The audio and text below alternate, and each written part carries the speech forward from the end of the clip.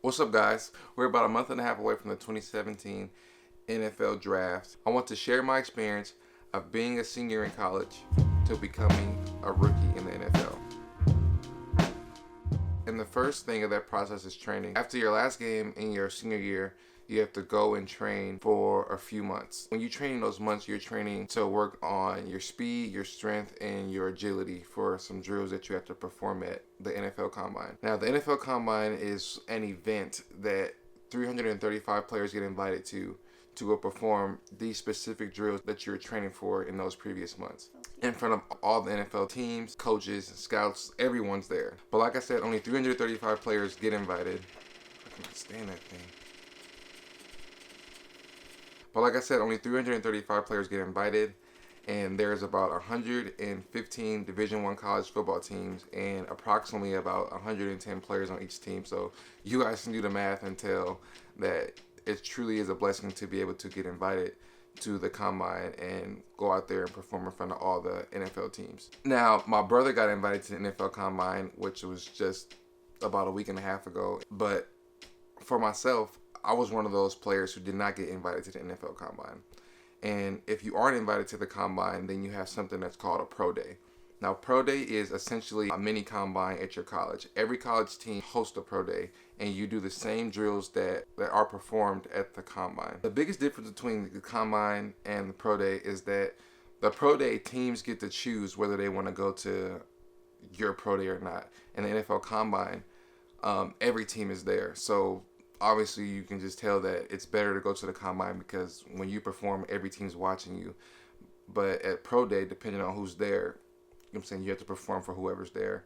Obviously, I was very disappointed that I didn't get invited to the Combine because I wanted to be able to show my skills and my traits in front of all the NFL teams. But unfortunately, that didn't happen. And I just used that as fuel to the fire to be able to, perform at Pro Day. So the different drills that you have to do, I'm pretty sure everybody knows, one is a 40-yard dash. Now, the 40-yard dash is you start at 0 yards and you run for 40 as fast as you can, and they clock your time, and that determines how fast you are. Now, vertical jump, they measure your height, so you sit there and you stretch your arm up. Not your height, your arm length or whatever you want to call it, and you jump up as high as you can and you touch a marker or whatever that thing is, and that determines how high you jump. And you can't run and jump. You have to stand there and just give everything you got and jump high and slap the thing, and then they give you a number. And then there's something called the broad jump, where it's the same thing, but you're jumping this way instead of this way. And then there's the L drill, and then there's the short shuttle. Those drills determine your quickness from side to side and stuff like that. What they do to measure your strength is the bench press. And the bench press, you have to bench press 225 pounds as many times as you can, and that determines, how strong you are. So we get sit up here and talk about numbers all day, about what's a fast time, what's a slow time. But numbers are all subjective depending on what position that you play and your strengths as a player in your position. But it just depends on who you are. And there's a lot of different factors that go to it, like film, experience, how many times you started games. There's just so many different factors into what are good numbers. Now, obviously, there are really bad numbers and really good numbers. Like if you go out there and you play safety, you run a 5 flat, then that's really, really, really bad. But if you go out there and you run like a 4-4-4-3, 4-5, and that's obviously really good depending on how much you weigh, how tall you are. It's just so many different factors. So on my Pro Day, I did really well. I jumped really high, I ran really fast, and I got a lot of attention from teams that a lot of people didn't know about me. I jumped 40.5 inches. I ran a 4.37. In the Combine, they have laser times. On Pro Day, they have hand times. And my fastest hand time was 4.37. And my slowest was, I think, a 4.45 or something. I can't really remember the exact numbers. But I had a really good day at Pro Day. I jumped really well, and I also benched really well. I did it 21 times. So that's kind of a brief description of what happens during the Combine/Pro Day. And all this happens at the beginning of March to the beginning of April. Now, once you're done with Pro Day, you have your workouts and your official visits. Now, what workouts are, teams can come to your school and they can come and work you out. They don't put you through the same drills that they put you through when you were at your Pro Day or Combine. Now you're doing drills that are specific to your position and special teams. The teams can work out as many players as they want.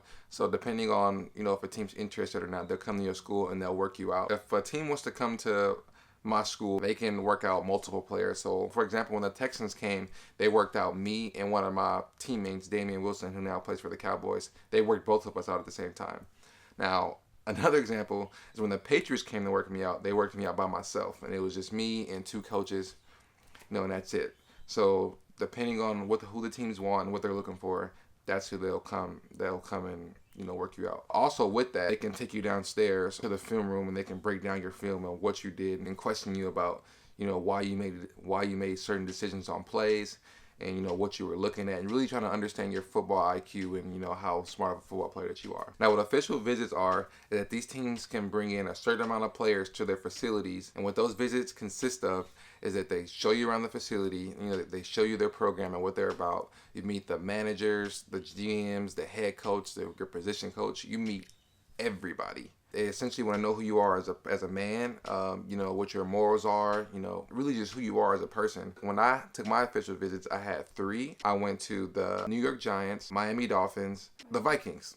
Those were my 3 official visits. And after your visits and stuff, you pretty much are just training and you're relaxing, because the next part of this process is definitely the most stressful part of all, and that's the NFL draft. In the next part of this series, I will be explaining my experience of going through those 3 hard, stressful days.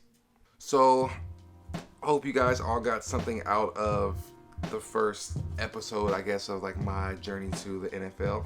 And I will be doing more of these videos about my experience. And yeah. So that's it.